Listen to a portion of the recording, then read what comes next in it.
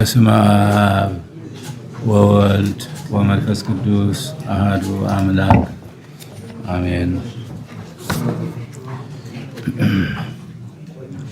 ብፁዕ አቡነ ሳዊሮስ የመንበረ ፓትርያርክ ጠቅላይ ቤተ ክህነት ዋና ሥራ አስኪያጅ፣ ብፁዕ አቡነ ዲዮስቆሮስ የቅዱስ ሲኖዶስ ዋና ጸሐፊ፣ ብፁዓን አበው ሊቃነ ጳጳሳት የቅዱስ ሲኖዶስ አባላት፣ በአጠቃላይ በዚህ ዓመታዊ ቅዱስ ጉባኤ የተገኛችሁ በሙሉ የጎደለብንን እየሞላ አገልግሎታችንን እያቃና ከዚህ ላደረሰን ይህንን ዓመታዊና ሐዋርያዊ ጉባኤያችንን ለማካሄድም ለሰበሰበን ለአምላካችን ለእግዚአብሔር ምስጋና እናቀርባለን። ወእፌጽም ታሕጻጸ ሕማሙ ለክርስቶስ በሥጋዬ በእንተ ሥጋሁ እንተ ይእቲ ቤተ ክርስቲያኑ፣ ስለ አካሉ ማለትም ስለ ቤተ ክርስቲያኑ ስል በሥጋዬ በክርስቶስ መከራ የጎደለውን እፈጽማለሁ። ቆላስይስ 1 ቁጥር 24። ያለንበት ዓለም በሁሉም ነገር በጉድለቱ የሚታወቅ ነው።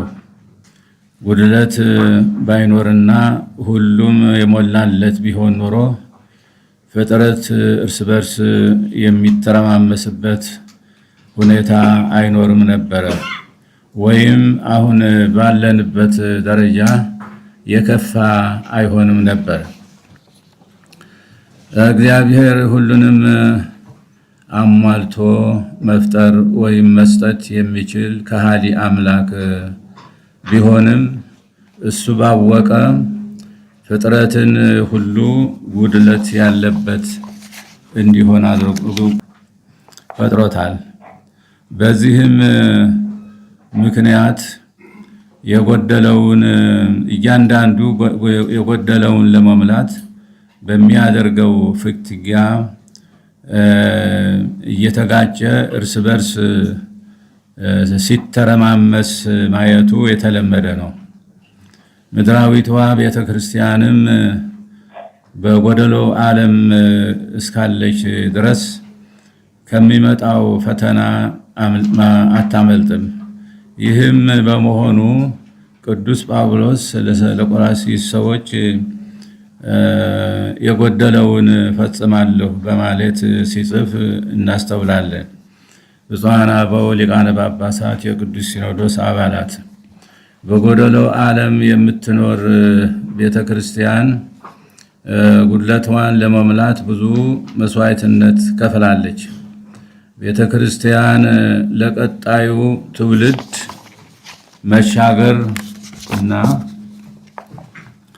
የጎደለባትን ለመሙላት ስትል ከቅዱሳን ሐዋርያት አንስቶ እስካለንበት ዘመን ድረስ ብዙ አበው ካህናት፣ ሊቃውንት፣ ምዕመናን ከደም ጠብታ እስከ ቁስ ስጦታ ገብራለች። አሁን በምድር ላይ ያለችው ቤተ ክርስቲያን የዚህ ሁሉ ውጤት ናት። ቤተ ክርስቲያን እንደ ሌላው ጊዜ ሁሉ ዛሬም የጎደለባት ብዙ ነገር አለ። በተቻለ መጠን ይህንን ለማሟላት ጥረት ማድረግና በተሻለ ሁኔታ ወደፊት ማሻገር ደግሞ የዚህ ጉባኤ ተቀዳሚ ተግባር ነው። በዚህ ረገድ ይህ ጉባኤ ብቻውን አይደለም። በብዙ ሚሊዮኖች የሚቆጠሩ የእግዚአብሔር ልጆች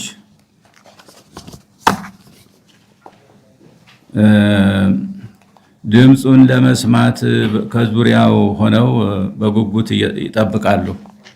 እነዚህ የእግዚአብሔር ልጆች ለመስማት ብቻ ሳይሆን ድምፁን ሰምተው ለመታዘዝም የተዘጋጁ ናቸው። ከሁሉ በላይ ደግሞ ሁለትም ሶስትም ሆናችሁ በስሜ በተሰበሰባችሁበት እኔ በመካከላችሁ እገኛለሁ። ድምፁን ለመስማት ከዙሪያው ሆነው በጉጉት ይጠብቃሉ። እነዚህ የእግዚአብሔር ልጆች ለመስማት ብቻ ሳይሆን ድምፁን ሰምተው ለመታዘዝም የተዘጋጁ ናቸው። ከሁሉ በላይ ደግሞ ሁለትም ሶስትም ሆናችሁ በስሜ በተሰበሰባችሁበት እኔ በመካከላችሁ እገኛለሁ ያለው በማለት ጉባኤውን የመሰረተው አምላክ ከዚህ ጉባኤ መካከል አለ።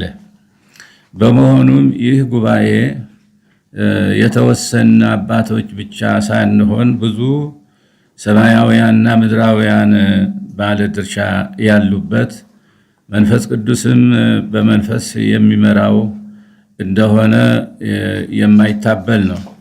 ከዚህ አንጻር ጉባኤው በምድር ያለችውን የእግዚአብሔር መንግስት በበላይነት የሚመራ ነውና ያለበት ኃላፊነት ከባድና እጅግ የላቀ ነው። ጉባኤው ኃላፊነቱን በአግባቡ ሲወጣ የሚሰጠው ሽልማት ታላቅ እንደሆነ ሁሉ ኃላፊነትን በትክክል ካልተወጣ ደግሞ ተጠያቂነቱ በዚያው ልክ ከባድ ይሆናል።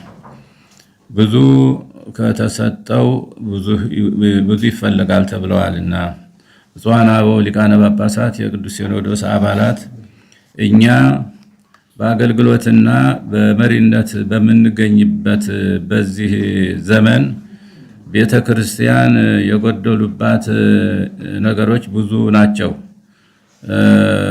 ከሁሉ በላይ በውስጣችን የአንድነት ጉድለት በስፋት ይታያል። ለተሰየምንለት መለኮታዊ ተልእኮ አንድ ሐሳብ፣ አንድ ቃል፣ አንድ ልብ ሆነን መሰለፍ ያለመቻል ክፍተት እየተንጸባረቀ ነው። የዘመኑን ጥበብና ስልት ያልተከተለ ሐዋርያዊ ተልእኮአችንና አስተዳደራችንም ምዕመናንን አላረካም። ክፍተቱ የሚዲያ ቀለብ ከመሆንም አልፎ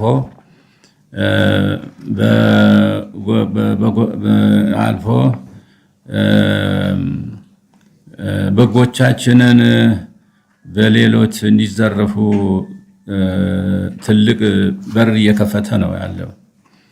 በእነዚህ አበይት ጉዳዮችና በመሳሰሉት ጉድለቶቻችን ላይ ፈጣን ቆራጥና አዋጭ የሆነ ስራ ካልተሰራ ለወደፊት የቤተ ክርስቲያናችን ሕልውና ጥያቄ ውስጥ መክተቱ አይቀሬ ነው። ብፁዓን አበው ሊቃነ ጳጳሳት፣ የቅዱስ ሲኖዶስ አባላት ቤተ ክርስቲያናችን በተጠቀሱት ችግሮች ተከባ ባለችበት ሁኔታ የሀገራችን ሰላም መቀዝቀዝ ደግሞ ሌላው ተጨማሪ ጉድለት እያስከተለብን ነው።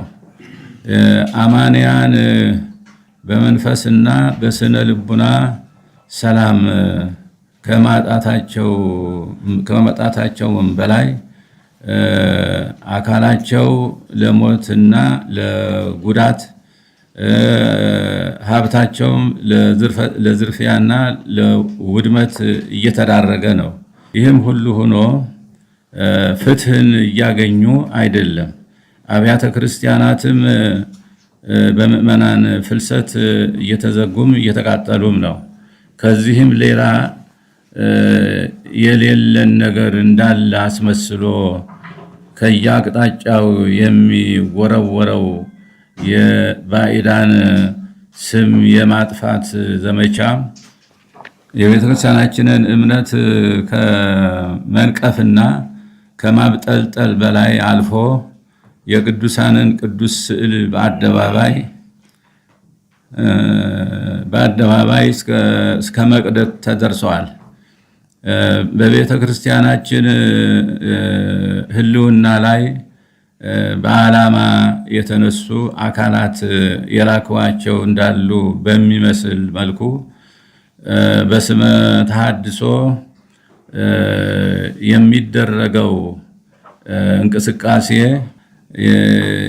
የኛው መለያ የሆነውን ንዋየ ቅድሳትና ልብሰ ተክህኖ መዝሙርና ስርዓተ አምልኮ በመጠቀም ቤተ ክርስቲያናችንን በአደባባይ እየተደፈረ ይገኛል። ይህ አላስፈላጊ ተግባር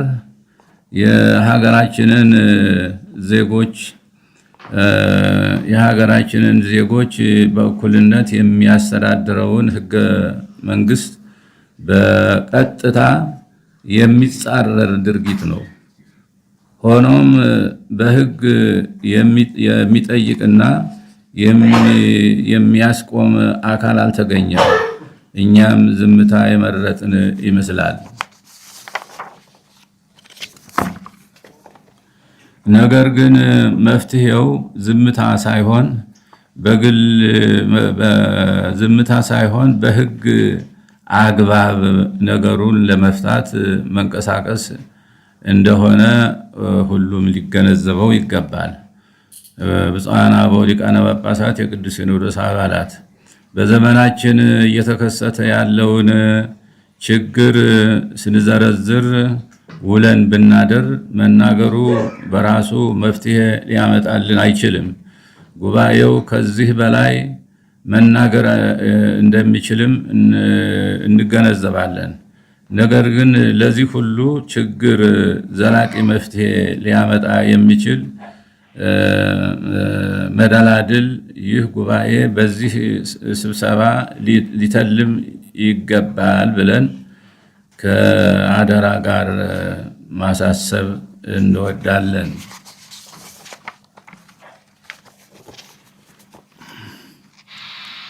በሌላ በኩል በሀገራችን ያለው ያለመረጋጋት በሕዝባችን አጠቃላይ ስነ ልቡና በሀገሪቱ አንድነትና እድገት የሚያስከትለውን ጫና በቀላሉ የሚታይ አይሆንም።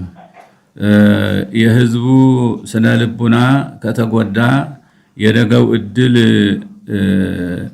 ጤናማ ይሆናል ተብሎ አይታሰብም። ችግሩ እየታየ ያለው በዋናነት በሀገራችን ፖለቲከኞች በመሆኑ ነገሩ የተወሳሰበ እና የተራዘመ እንዲሆን አድርጎታል። በመሆኑም ይህ እርስ በርስ ግጭት ቆሞ ችግሮች በውይይትና በድርድር በመፍታት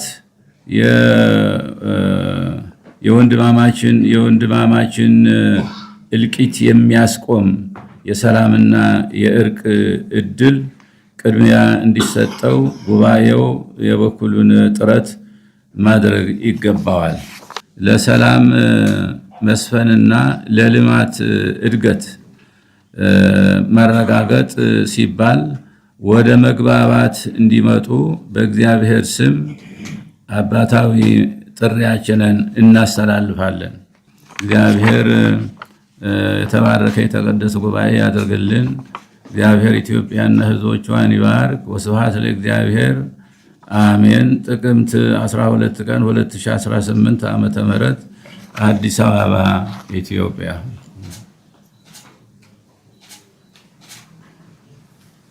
Thank you.